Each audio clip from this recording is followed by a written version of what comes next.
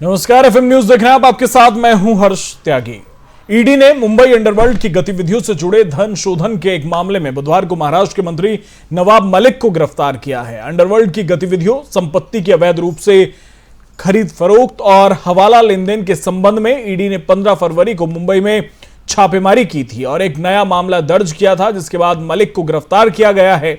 इससे पहले एनसीपी नेता नवाब मलिक से ईडी ने सुबह पूछताछ शुरू कर दी थी। इसके बाद ईडी ने नवाब मलिक को गिरफ्तार कर लिया।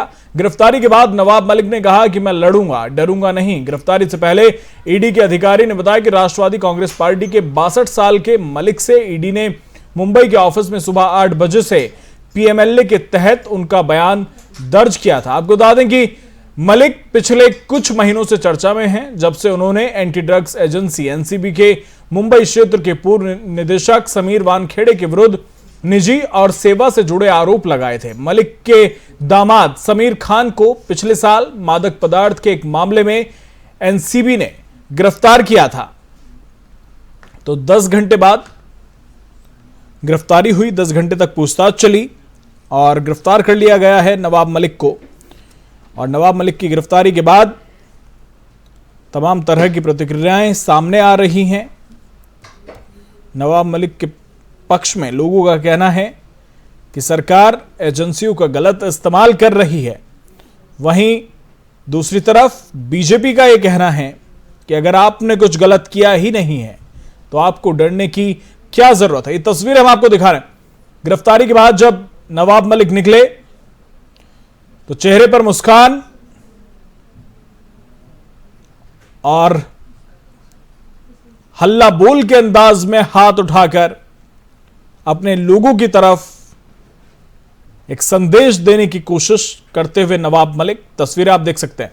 पूछताछ के बाद जब वो बाहर निकले तो उन्होंने 2 बार हाथ हिलाकर तीसरी बार मजबूती से ऊपर अपने हाथ को उठाया और चेहरे पर एक मुस्कान के साथ नवाब मलिक अपने समर्थकों का अभिवादन करते हुए बाहर निकले। नवाब मलिक ने कहा कि मैं डरूंगा नहीं, मैं लड़ूंगा।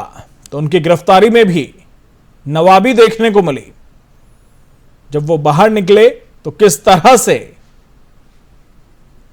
एक संदेश देने की कोशिश करते नजर आए नवाब मलिक, तस्वीरों में आप देख सकते हैं। आपको बता दें कि नवाब मलिक पर अंडरवर्ल्ड डॉन दाऊद इब्राहिम से कनेक्शन का आरोप है और करीब 8 से ज्यादा घंटे तक पूछताछ चली, उसके बाद गिरफ्तारी हुई है। आपको बता दें कि जो गिरफ्तारी हुई है, पूछताछ में सहयोग नहीं करने पर गिरफ्तार किया गया है। अगर मीडिया रिपोर्ट्स की माने तो इकबाल कासकार, जो दाऊद का भाई है, उसने नवाब मलिक का नाम लिया था। हालांकि कांग्रेस ने कार्रवाई को लेकर सवाल खड़े किए हैं और ये कहा है कि एजेंसियों का गलत इस्तेमाल किया जा रहा है। तो एनसीपी के प्रवक्ता और महाराष्ट्र सरकार में मंत्री नवाब मलिक को ईडी ने गिरफ्तार कर लिया है। अंडरवर्ल्ड से रिश्तों के आरोप में पूछताछ के बाद गिरफ्तार किया गया। नवाब मलिक का नाम अंडरवर्ल्ड डॉन दाऊद इब्राहिम के भाई इकबाल कासकर ने लिया था।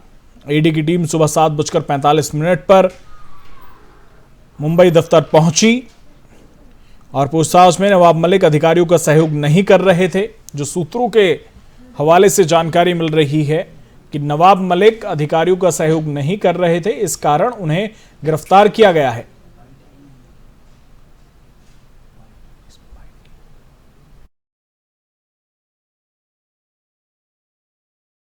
ईडी की टीम अस्पताल लेकर गई, जहां नवाब मलिक का मेडिकल परीक्षण कराया गया और अब उन्हें स्पेशल पीएमएलए कोर्ट में पेश करने के लिए ले जाया जा रहा है।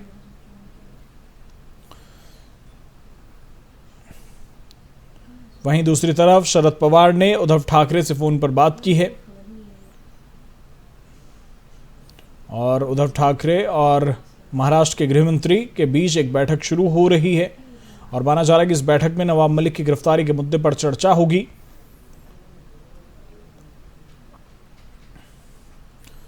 तस्वीरें देखिए। गिरफ्तारी के बावजूद नवाब मलिक का अंदाज नवाबों वाला रहा। बोले डरेंगे नहीं, लड़ेंगे और जीतेंगे। नवाब मलिक को जब ईडी पूछताछ के लिए घर से दफ्तर ले जा रही थी तब उनकी बॉडी लैंग्वेज जो है उसे अब देखिए, अचीवर वाली बॉडी लैंग्वेज।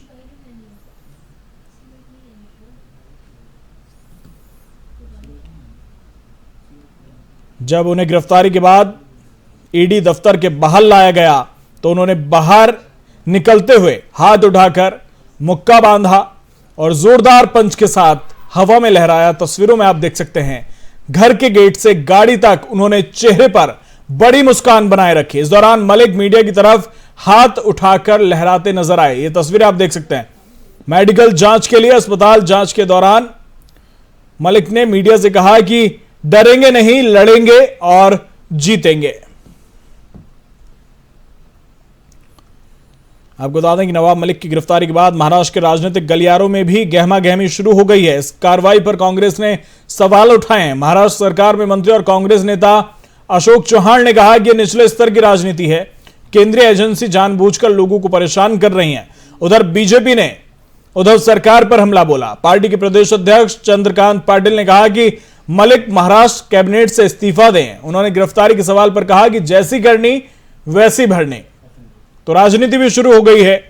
नवाब मलिक की गिरफ्तारी के बाद ईडी ऑफिस के बाहर मौजूद एनसीपी कार्यकर्ता भी भड़क गए, नारेबाजी करने लगे।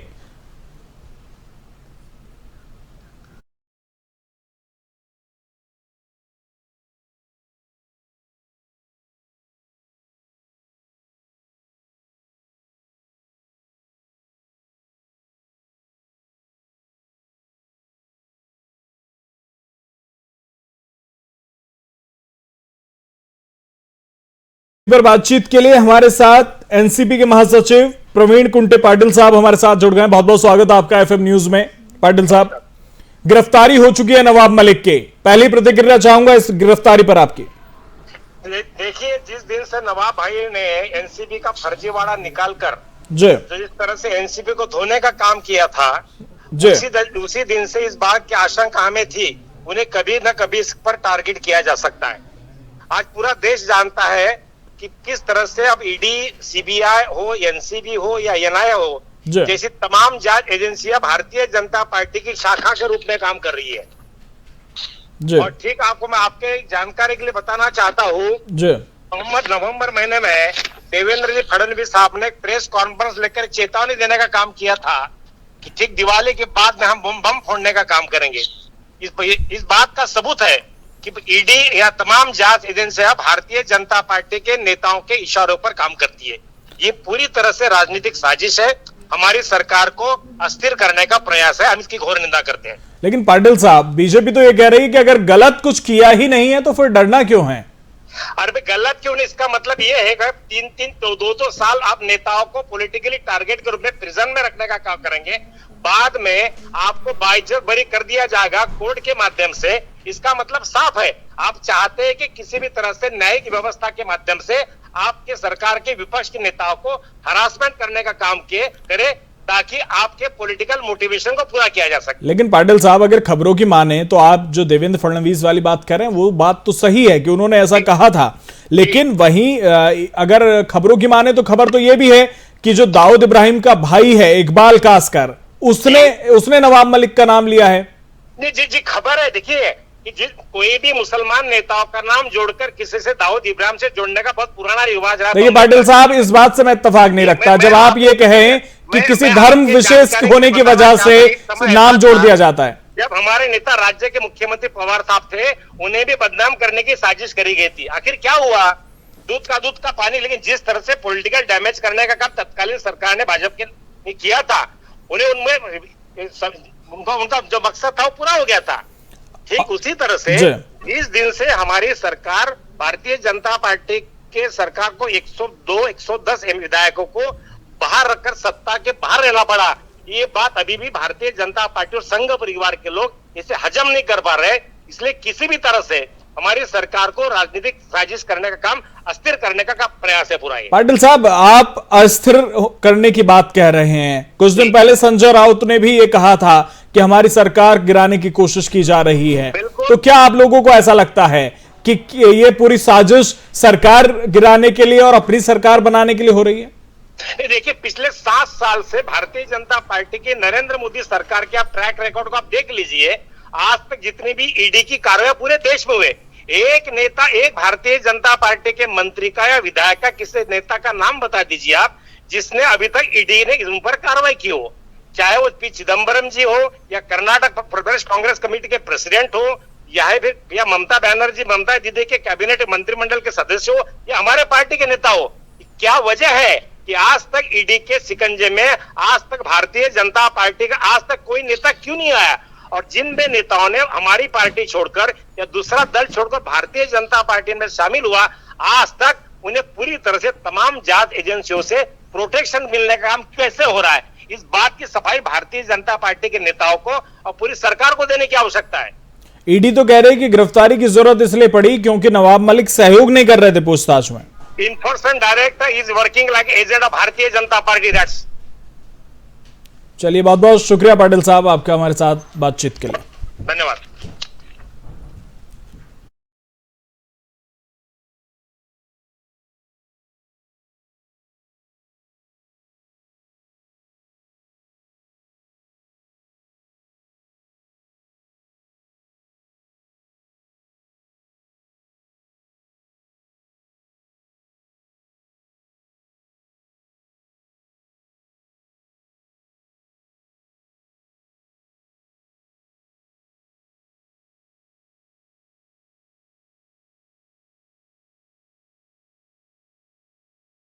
तो एनसीपी नेता नवाब मलिक की गिरफ्तारी को लेकर शिवसेना नेता ने कहा कि यह गिरफ्तारी महाराष्ट्र सरकार के लिए चैलेंजिंग है। साथ ही संजय राउत ने कहा कि मैं जल्द ही कई अहम खुलासे करने वाला हूं। कि नवाब मलिक महाराष्ट्र के सीनियर नेता है।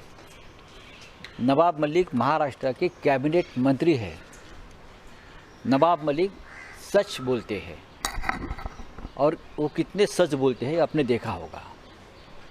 उनको जिस तरह से ईडी के लोग घर में जाकर लेकर गए हैं, ये महाराष्ट्र सरकार के लिए एक चैलेंज है। मैं मानता हूँ कि ये कैबिनेट मंत्री को हमारे राज्य में आकर केंद्रीय जांच एजेंसी के लोग लेके जाते, जांच कर सकते हैं आप। पुराने कुछ इशू निकाल कर सबकी जांच हो रही है, सबकी जांच हो रही है। 2024 के बाद आपकी भी जांच होगी। सीपीआर कंपनी गुजरात की मिस्टर ऋषि अग्रवाल को कौन बचा रहा था इतने साल से? हाँ, बहुत मान सम्मान के साथ नगाड़े बजा के सीबीआई में जाते हैं, और हमारे लोग जाते हैं तो सीबीआई वाले ये सब बदनाम करते हैं। ऋषि अग्रवाल को कौन बचा रहा है अभी भी? वो कौन सा परिवार है जो ऋषि अग्रवाल के पीछे चट्टान की तरह खड़ा है? मैं और भी नाम लूँगा, और मैंने बहुत ही समझदारी से मैं बोल रहा हूँ, जिम्मेदारी से बोल रहा हूँ। आने वाले दिनों में मैं ये सभी खुलासे करने जा रहा हूँ, चाहे मुझे उसकी कितनी भी बड़ी कीमत चुकानी क्यों ना पड़े। मैं करूँगा, एक्सपोज करूँगा एक को, मैं एक ऑफिसर को एक्सपोज। नवाब मलिक की गिरफ्तारी पर महाराष्ट्र के पूर्व सीएम और कांग्रेस नेता अशोक चौहान की प्रतिक्रिया आई है। अशोक चौहान ने केंद्र सरकार पर घटिया स्तर की राजनीति करने का आरोप लगाया है। मेरी व्यक्तिगत जो राय है वो ये है कि राजनीति इतने नीचे स्तर पर जा सकती है, ये बड़ी ही निराशजनक और गलत बात है। मैं तो कहूँगा ये नगर पालिका, महानगर पालिका के स्तर पर जो होता है उससे भी बदतर होकर, उससे भी नीचे स्तर पर राजनीति का स्तर गिर गया है। पूरे देश में या महाराष्ट्र में जो भी आज चीज़ें दिखाई दे रही है वो उचित नहीं है। डेमोक्रेसी में विरोध करना, विरोध होना, अपने अपने विचार अलग तरीके से वहाँ रखना, यहाँ तक मैं समझ सकता हूँ, पर उसका वो छोड़कर कोर्ट कचहरी, वो छोड़कर पुलिस स्टेशन, वो छोड़कर केंद्रीय एजेंसीज, इसके द्वारा जो भी हो रहा है निश्चित तौर पर ठीक बात नहीं। मेरी व्यक्तिगत जो राय है। और ईडी दफ्तर के बाहर एनसीपी का प्रदर्शन देखने को मिला। नवाब मलिक की गिरफ्तारी के विरोध में ईडी के ऑफिस के बाहर एनसीपी के कार्यकर्ता प्रदर्शन करने पहुंचे। तस्वीरें हम आपको दिखा रहे हैं। आपको बता दें कि नवाब मलिक की गिरफ्तारी के बाद एनसीपी कार्यकर्ताओं ने विरोध किया, ईडी के दफ्तर के बाहर जमकर प्रदर्शन किया और कार्यकर्ता वहां पर पहुंचे। आपको बता दें कि ईडी ने नवाब मलिक की गिरफ्तारी की है और अंडरवर्ल्ड से कनेक्शन होने का आरोप नवाब मलिक पर लगा है। तो ईडी के दफ्तर के बाहर की तस्वीर हम आपको दिखा रहे हैं, जहां पर एनसीपी के लोग प्रदर्शन करते हुए नजर आ रहे हैं।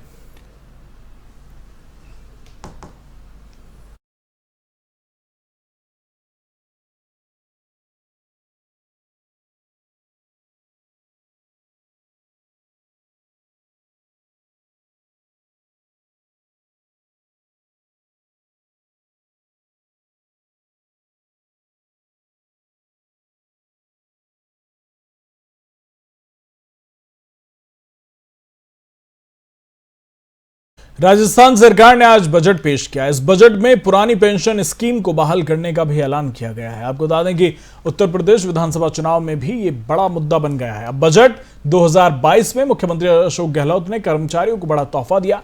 इसमें पुरानी पेंशन स्कीम को बहाल करने का ऐलान हुआ है। 1 जनवरी 2004 और उसके बाद नियुक्त कर्मियों के लिए पहले की तरह पेंशन की घोषणा की गई।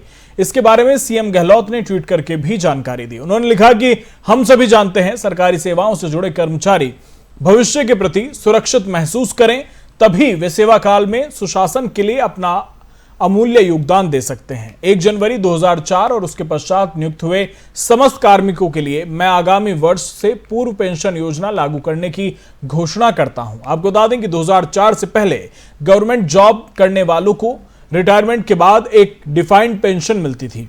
यह पेंशन उनकी सर्विस की अवधि के बेस पर नहीं बल्कि रिटायरमेंट के समय कर्मचारी की सैलरी पर निर्भर करती थी। इस स्कीम के तहत रिटायर्ड कर्मचारी की मौत के बाद उसके परिवार वालों को भी पेंशन सुविधा का लाभ मिलता था। 2004 से गवर्नमेंट जॉब, सशस्त्र बलों को छोड़कर ज्वाइन करने वालों को एनपीएस स्कीम के तहत पेंशन मिलती है। इस स्कीम में सरकार 14% का अंशदान करती है, वहीं कर्मचारी भी अंशदान करते हैं और रिटायरमेंट के समय कर्मचारी के नाम से कॉप्स तैयार हो जाता है और रिटायरमेंट के बाद उस कॉप से उसे एक एन्युटी खरीदनी होती है। इस एन्युटी के तहत हर महीने पेंशन मिलती है।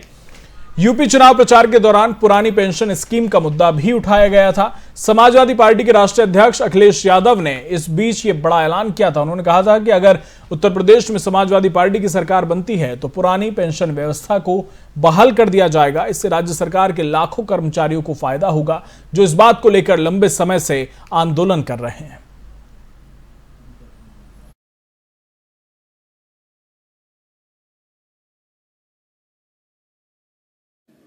कर्मचारियों के लिए ऐतिहासिक निर्णय आज पूरे देश के बाकी सरकारों के लिए भी सोचने का विषय बन जाएगा कि आपने पुरानी पेंशन स्कीम लागू कर दी है। क्योंकि मैंने नोट किया कि ज़िंदगी में आदमी देखता है मैं फ्यूचर में सेव ओल्ड एज के अंदर, और नई स्कीम से आशंका पैदा हो गई। हो सकता है यूपी गवर्नमेंट ने सोच समझ के किया फैसला, और सरकार कैसे कितना उनको पेमेंट कर पाएगी उस ज़माने के अंदर। अभी जो बढ़ता जा रहा है लगातार भार पेंशन का, उसके कारण डॉक्टर मनमोहन सिंह जी की सरकार ने, यूपी सरकार ने किया था ये। परंतु राज्यों के अंदर हालात देखे हम लोगों ने, तो मैं समझता हूँ ये वापस सोचना पड़ेगा सबको ही कि एक कर्मचारी उम्मीद करता है कि मैं 35 साल की सर्विस के बाद में मेरा कम से कम ओल्ड एज मेरा सिक्योर हो जाए। कोई पेंशन, फिर DA साल बढ़ता है उसकी पेंशन के, तो पुरानी पेंशन जो है इसीलिए वो किया गया कि जिससे कि वो वापस सिक्योर हो जाए। कर्मचारियों के लिए ऐतिहासिक निर्णय आज पूरे देश के बाकी सरकारों के लिए भी सोचने का विषय बन जाएगा। राजस्थान में 2022 का बजट पेश हुआ और इस बजट में बड़ा ऐलान करते हुए राजस्थान के मुख्यमंत्री अशोक गहलोत ने पुरानी पेंशन बहाल करने की घोषणा की है। आपको बता दें कि राजस्थान सरकार ने पुरानी पेंशन को बहाल कर दिया है और पुरानी पेंशन का एक बड़ा मुद्दा है जो उत्तर प्रदेश के चुनाव में भी उठा, और समाजवादी पार्टी के राष्ट्रीय अध्यक्ष अखिलेश यादव ने यह ऐलान किया कि अगर उत्तर प्रदेश में हमारी सरकार बनती है तो 2004 से पहले की तरह जो पेंशन मिलती थी उस पेंशन स्कीम को उत्तर प्रदेश में भी बहाल किया जाएगा, जिससे कि लाखों राज्य कर्मचारियों को फायदा होगा। हालांकि राजस्थान में इस बार यह घोषणा कर दी गई है और अब देखने वाली बात होगी कि अन्य राज्य किस तरह से इस कदम को उठाते हैं। उत्तर प्रदेश में क्या कुछ होता है इसी पर बातचीत के लिए हमारे साथ बीजेपी से दीपक बघेल हमारे साथ जुड़ गए हैं। बहुत बहुत स्वागत है आपका एफएम न्यूज में। जी धन्यवाद। दीपक बघेल साहब, राजस्थान में बजट पेश हुआ और कांग्रेस सरकार ने पुरानी पेंशन को बहाल कर दिया है। पुरानी पेंशन का एक ऐसा मुद्दा है जो इस बार उत्तर प्रदेश के चुनाव में भी देखा गया। अखिलेश यादव ये कहते नजर आए कि अगर उत्तर प्रदेश में हमारी सरकार बनती है तो हम पुरानी पेंशन को बहाल करेंगे, लेकिन बीजेपी की तरफ से पुरानी पेंशन को लेकर कभी कुछ नहीं कहा गया। देखिए उमाशंकर जी, यहाँ पर उत्तर प्रदेश के अंदर अगर देखा जाए तो एक बहुत बड़ा कर्मचारी वर्ग है उत्तर प्रदेश के अंदर, और उसके लिए बहुत बड़ा एक बजट की आवश्यकता पड़ेगी अगर लेकिन आप बड़े बजट की बात कर रहे हैं, अखिलेश यादव तो कह रहे हैं कि हम आएंगे तो हम करेंगे। अरे अखिलेश यादव जी 2017 के अंदर 2 लाख करोड़ का बजट छोड़ के गए। अगर वो 300 यूनिट फ्री लाइट दे देते हैं, 90,000 करोड़ का ऑलरेडी बिजली विभाग पर कर्ज है, घाटे में चल रहा है, उसके ऊपर अगर ये हो जाता है तो लगभग 1 लाख करोड़ का, ऐसे 2 लाख करोड़ रुपया तो ऐसे ही हो जाएगा। उत्तर प्रदेश की अन्य योजनाओं का क्या होगा? उत्तर प्रदेश के अंदर ना रोड बनेंगी, ना एयरपोर्ट बनेंगे, कुछ भी नहीं बनेगा, सब कुछ ठप हो जाएगा। इस प्रकार से नहीं हो सकता ना। देखिए बजट एक बहुत बड़ी महत्वपूर्ण चीज है किसी भी योजना को लागू। देखिए दीपक बघेल, आप जो कह रहे हैं वो बात उचित है, लेकिन जो जनता है, मतदाता तो वो राज्य कर्मचारी और राज्य कर्मचारी के परिवार वाले भी है ना। जी जी बिल्कुल बिल्कुल। और वो वहां पर वोट करेंगे जहां उन्हें फायदा होगा। अगर पुरानी पेंशन बहाल करने की बात सपा करती है, बीजेपी नहीं करती है, तो वो फिर बीजेपी को वोट क्यों करेंगे? देखिए भारतीय जनता पार्टी लोगों के कल्याण के लिए लगातार कार्य कर रही है, विभिन्न प्रारूपों में काम कर रही है, विभिन्न रूपों में काम कर रही है। हमने सुशासन की व्यवस्था स्थापित की, हमने कई सारी ऐसी योजनाएं जो सीधे गरीब वर्ग को लाभकारी कल्याणकारी योजनाओं के माध्यम से हमने लाभान्वित किया, चाहे निराश्रित महिलाओं को, वृद्धाजनों को, इन सबको पेंशन की योजना हो, चाहे एम्स की जरूरत हो, हर घर में नल की जरूरत है, ये सारी योजनाएं की। और भारतीय जनता पार्टी ऐसा नहीं कि इस विषय पे भी अपना काम नहीं कर रही है, परंतु अभी देखिए मॉडल कोड ऑफ कंडक्ट लगा हुआ है यहाँ उत्तर प्रदेश के अंदर, किसी प्रकार की घोषणा पर पूर्ण रूप से प्रतिबंध है। तो हम आगे आने वाले समय में कर्मचारियों के लिए इस पर विचार करके कुछ अच्छा करने का प्रयास करेंगे। ऐसा नहीं कि हम इस पर कार्य नहीं करेंगे, इस पर भी हम कार्य करेंगे, परंतु अभी राजस्थान के अंदर किसी प्रकार की कोई आचार संहिता नहीं लगी हुई, तो उन्होंने ये काम कर दिया। अभी उत्तर प्रदेश के अंदर जैसे ही चुनाव संपूर्ण हो जाएंगे, चुनावों के बाद में भारतीय जनता पार्टी भी लगातार काम करेगी। बाकी हमने किसानों के लिए काम किया है, उनको गन्ने का भुगतान दिया, और आगे भी हम 14 दिन के अंदर गन्ने का भुगतान सुनिश्चित कर रहे हैं। निषाद राज्यों को वोट की सब्सिडी देने का, सिंचाई को मुक्त करने का, डॉक्टर और मेडिकल स्टाफ की भर्ती, MBBS की सीट दुगनी करने का, एम्बुलेंस दुगनी करने का, जिम और खेल मैदान बनाने का, कोचिंग सेंटर प्रत्येक जिले के अंदर बनाने का, टैबलेट और स्मार्टफोन देने का, ये सारी योजनाएं हैं। इनमें भी बहुत सारी चीजें खर्च होती है, और लोग समझते हैं कि भारतीय जनता पार्टी लगातार लोगों के हित के लिए कृत संकल्पित है। चलिए, बहुत बहुत शुक्रिया दीपक बघेल आपका हमारे साथ बातचीत के लिए।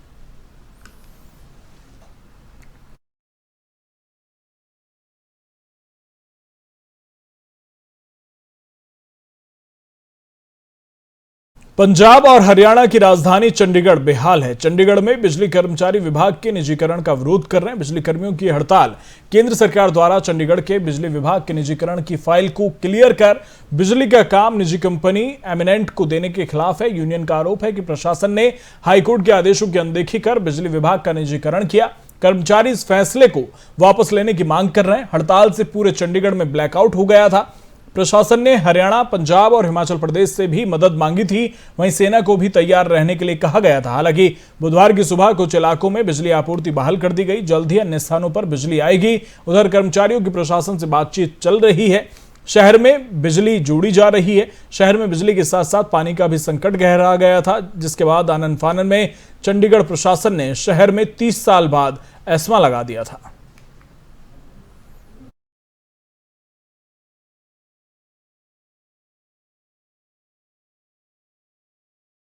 यूक्रेन संकट का असर भारत पर भी पड़ने लगा है। यूक्रेन में भारत से पढ़ने गए स्टूडेंट्स वापस अपने घरों को लौटने लगे हैं। ऐसे ही MBBS का कोर्स करने यूक्रेन गई अमरोहा की प्रीत विहार कॉलोनी की बेटी अंजलि अपने घर वापस लौटी। घर लौटने पर जहां परिवार वालों ने उसका स्वागत किया, तो वहीं दूसरी तरफ अंजलि ने बताया कि वहां के हालात बहुत बदतर हैं।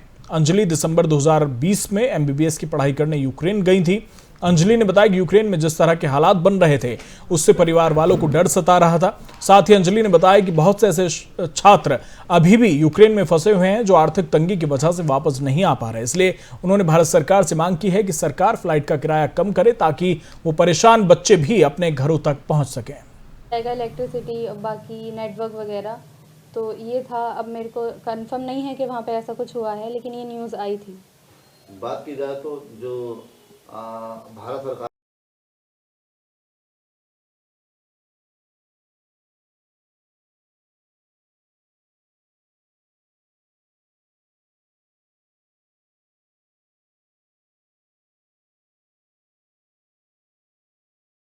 फिलहाल मेरे साथ इतना ही। बने रहिए एफएम न्यूज के साथ। नमस्कार।